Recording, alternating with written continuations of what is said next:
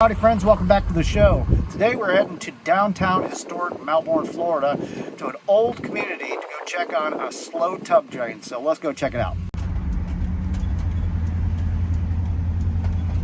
All right, so we've arrived at the customer's house. Let's take a look at the tools needed to take care of this job. Our rigid K45 electric hand snake, as well as a pair of canvas gloves. Always wear disposable gloves, the stuff you don't want underneath a cut and your fingernails, all that stuff. Drop light, a bucket with a towel, and a Phillips head screwdriver. Let's go in and see what we got. All right, there's the tub. All right, let's check and see how this thing is backing up.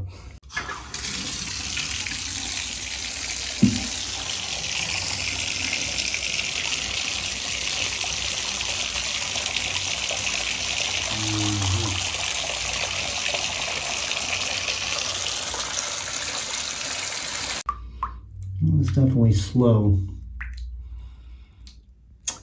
Let's get that cover off.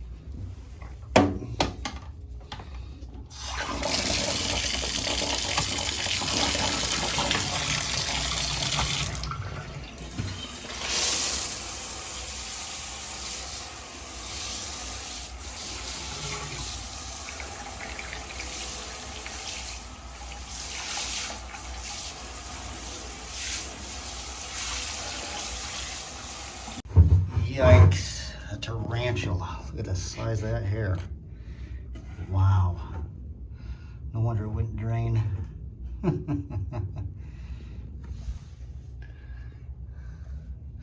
Let's test it out.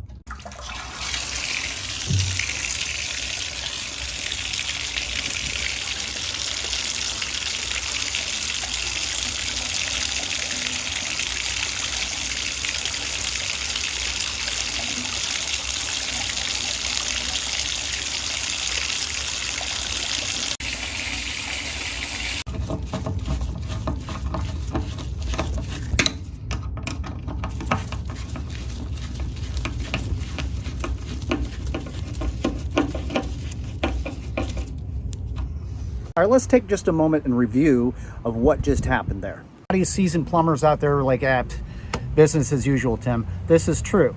But for a lot of you young guys that are getting into the trade and stuff like that, it's very important to know how a tub drain is set up. Let me show you.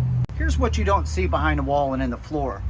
This is a typical tub drain setup. This is the overflow that we took the cap off and ran the snake down through. Travels down through, then you have your shoe that picks up the actual drain of the tub itself. Travels down further, goes into a trap and out to the rest of the sewer line. So you can't put your snake down here and think something's gonna happen.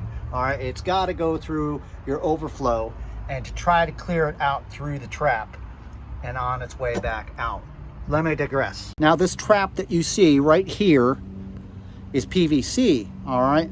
But in that old house that was built in the 40s, once it gets down to that area, it turns into cast iron. And we all know what happens with cast iron. It starts to swell itself closed.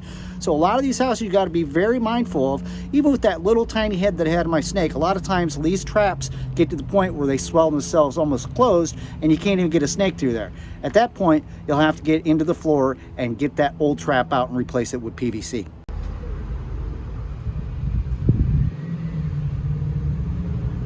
You heard me harp on before time and time again, don't use chemicals down these drains. They're no good for the pipes. It's not good for the environment. And if you use it and it don't work and the plumber's got to go in there and snake it out, that stuff gets up on my skin. It burns me and stuff.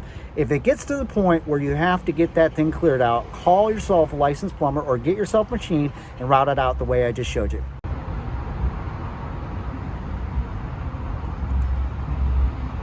That's going to do it for this one. Thanks so much for hanging out and watching the video. Folks, I've seen a lot of products advertised out there that you can use to try to clear these drains out when it comes to a tub and a shower and stuff like that. But they fail to tell you that a lot of these little products, they ain't ever gonna make it past that trap that's underneath the shower or underneath the tub. This particular stoppage was about 15 to 20 feet out, which tells me it's where the drain was connecting to the main. And sometimes you need to call a plumber because not everybody's in the market to go out and buy a machine like I have. Got any comments or questions, leave them down below. And don't forget to keep plumbing.